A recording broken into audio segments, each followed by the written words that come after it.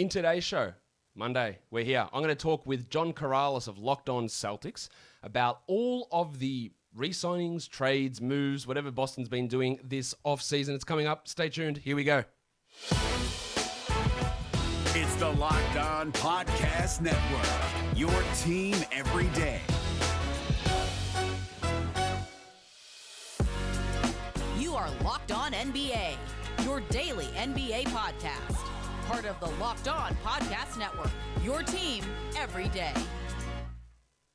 Welcome back to another Monday episode. My name is Josh Lloyd. I'm host of the Monday show, and I'm going to be talking with John Corrales of Locked On Celtics about some of the moves that Brad Stevens is making as a first-time GM. But today's show, it is brought to you by BetOnline. It's that time of year again. All eyes are turning towards the gridiron as football is back. As always, BetOnline is your number one spot for all of pro and college football betting action this season. Get all the updated odds, props, and contests, including online's biggest $500,000 NFL mega contest and the world's largest $200,000 NFL Survivor contest. Open now at BetOnline. Use our promo code when you sign up as well. Head to the website, use your mobile device, and sign up today to receive that 100%, it's not 50 anymore, 100% welcome bonus. Be sure to take advantage of their opening day super promo. Make a bet on the Thursday, September 9th season opener between the Super Bowl champion Tampa Bay Buccaneers and the Dallas Cowboys. And if you lose, your wager will be refunded for up to $25 for new customers only when signing up and using the promo code NFL100.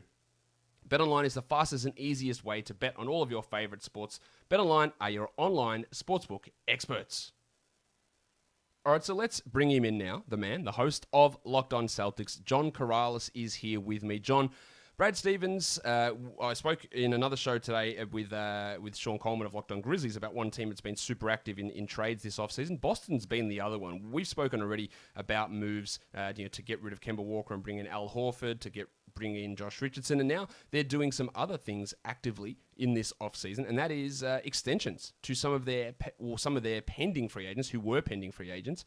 Both Marcus Smart and now Robert Williams have signed contract extensions. We'll start with the Smart one because there was some whispers that maybe there was, I guess, tension between Smart and Stevens, and perhaps Marcus could be on the way out. But then that sort of all got turned on its head with a big extension for Marcus Smart. Do you think that is it's a good value deal? Is it a below market deal for Smart? We know how much of the heart and soul he is of this Celtics team. Like, how are you feeling about that extension?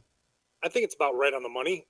Pardon the pun. It's a very, I think, fair number to start at 17, and by the time it gets up to over 20, we're talking about I believe the first year of the new TV deal. So as the salary cap continues to increase, I think we're going to see that the numbers that used to be and used to feel like really big, like, wow, I can't believe they're paying this much for Marcus Smart. I think you're going to see that that's going to be about right for his level of production. So I think it does two things. It locks up and takes away some of the potential uncomfortable situation where Smart was going to be a free agent, and there was always talk about Bradley Beal or another third star coming in, and it allows Marcus Smart to say, look, I've got my money. I can assume that I'm here long term. But on the other side, Brad Stevens can say, if for some reason it doesn't work out, you have the ability to trade him because this contract is still in the tradable contract area. Yeah, look, I think it's a totally fine contract. Smart, we know, is an all-NBA, all-defensive level defender. His ability as an offensive player is, I think, always severely underrated. I think he's, we have that issue of, Marcus Smart, look how bad the shooting is, but as a three-point shooter, he's actually pretty good. He's improved his free throw shooting. And, John, I would assume that he is going to be the starting point guard for this team on opening night. There was, I guess, some consternation or concern, or not even a concern, that they would put new acquisition Dennis Schroeder into that position, but it does appear that Smart is going to be given that first opportunity to be the starting point guard, which maybe you'll disagree with this, I'm not sure, but whenever I watch Boston and Marcus Smart is the point guard, that is when you get the best out of Marcus Smart. I 100% agree with that. Actually, I've been kind of banging that drum on the Locked On Celtics podcast all offseason that Marcus Smart can be, should be, is the starting point guard for the Celtics this season. Look, there are a couple of reasons here. First of all, if you talk about Schroeder, it's a one-year deal. That's a temporary situation. And bringing him off the bench makes much more sense. It allows him to play with more bench units and get his time to shine without having to defer to Tatum and Brown every chance he gets. So I think getting Schroeder his minutes off the bench, it's something that both sides would want. And as far as Marcus Smart goes, him as the starting point guard does eliminate that fear that a lot of people have about him jacking up shots, because the first thing that a point guard does is give the ball up generally when he's running the team. And then when Marcus Smart catches the ball later in the offense, first of all, there have probably been a few defensive rotations. He's probably spotting up in the corner where he has actually shot well in the past. And I just think the defined role, which Marcus Smart really hasn't had.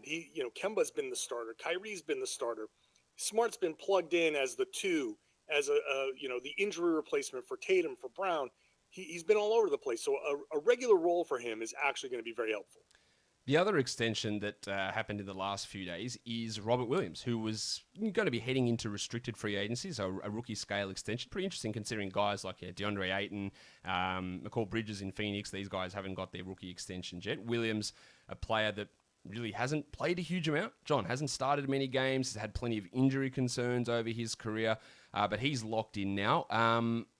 Is this the show of faith from Brad Stevens? I believe it is. Is this what that is? It's like, Rob, we believe in you. You are going to be our starter or starter adjacent type center. You and Al will split the minutes, and then as we move forward, this is your job. We believe in you. Is that what this sort of extension is? Because it's not a huge amount of money, but as you said, and you mentioned it before really well about the increase in the salary cap, is that he could be a starting center playing 28 minutes a night in 3 years, getting paid absolutely nothing on this contract. And I think that's something I think teams should do more, is like, we expect this guy to get to this level rather than paying for what you've already done. Pay what we expect you to do. You get a discount on that usually at the back end, and that's exactly what this feels like to me.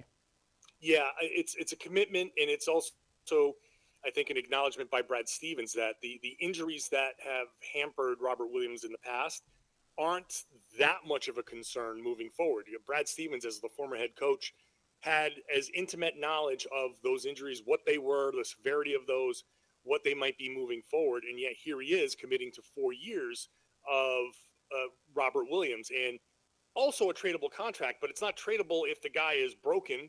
So he clearly has faith that Robert can come back, be healthy. He hasn't started a lot, but those games that he did start, especially late this past season, he has shown that you can really run an offense through him. You can give it to him in the high post and run dribble handoffs, run actions through him. He's a tremendous passer, and that really has helped the Celtics. And when you look at the stated goal of what complements Tatum and Brown, a guy like that who can not only find them if he's on the roll in a pick and roll with Marcus Smart, Smart can find him. He can find somebody else if the defense collapses, because he's such a vertical threat when he's rolling to the rim that defenses are going to instinctively collapse. He can then turn and find the guys, the shooters, the scorers in positions to catch the ball, shoot, or make them their next move. It is going to be really interesting to see how that all plays out with these rotations and Horford returning to Boston. We're going to be really intrigued, I guess, to see how new coach Ime Udoka can run that, how Brad Stevens runs that front office as well. Do you think that's it for Boston? Is there any moves that Stevens has still got to come? There are probably moves around the fringes. They are over the tax, and they are one spot over the maximum. They have 16 under contract, so it might involve just Jabari Parker moving out, getting waived, move Chris Dunn, Carson Edwards to get under the cap, or under the tax.